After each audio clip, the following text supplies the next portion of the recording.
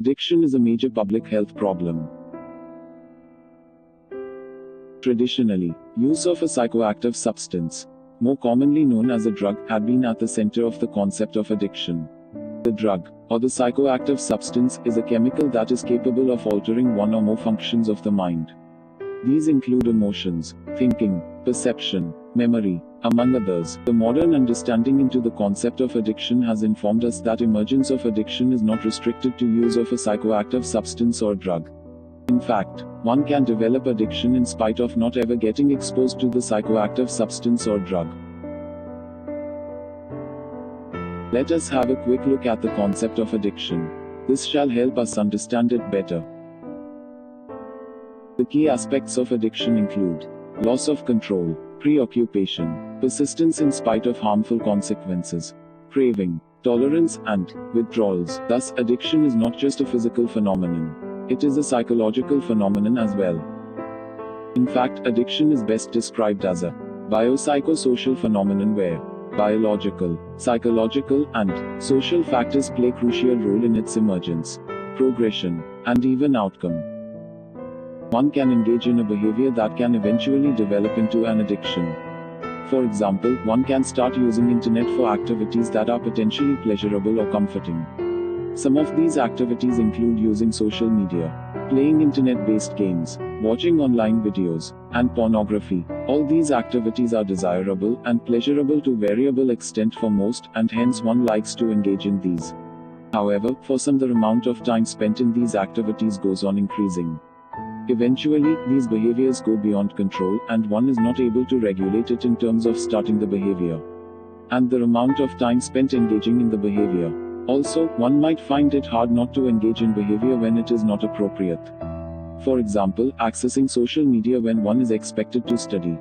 Even during the times when one is not engaging in the behavior, one keeps thinking about it and anticipates engaging in the behavior at the earliest possible instance. As a result, one is not able to focus on task at hand, even though not engaging in the behavior. This, coupled with overindulgence in the behavior, leads to poor performance in school, college, home, and at work. One can even develop physical problems like pain in thumbs and fingers, eye strain, neck and back pain due to prolonged use of the device used to engage in the behavior. However, in spite of all these harmful consequences, one is not able to stop or regulate the behavior. If, somehow, one is restricted from engaging in the behavior, a state of psychological discomfort may emerge that resembles withdrawals. One tends to become restless, uneasy, irritable, and uncomfortable. Also, there is an irresistible, uncontrollable desire to re-engage in the behavior. This is why others' attempts at regulating the behavior are met with resistance and even retaliation. So, we have learned that certain behaviors can lead to addiction, and these are known as behavioral addictions.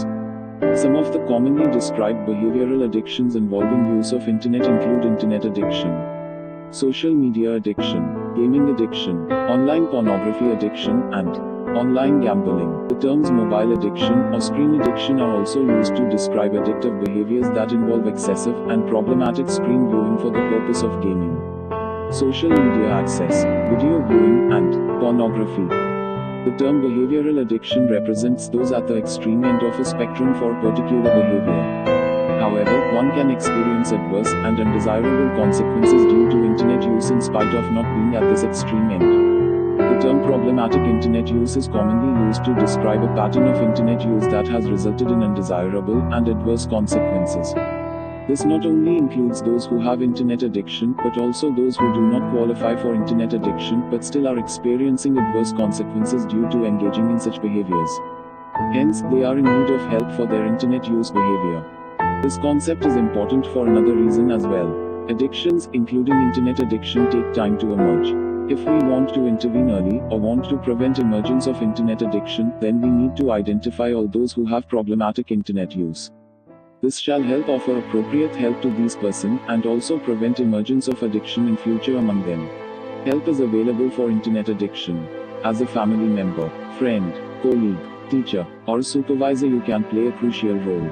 If you want to learn more on how you can help a relative, friend, or colleague experiencing problematic internet use, watch the video on helping someone with problematic internet use.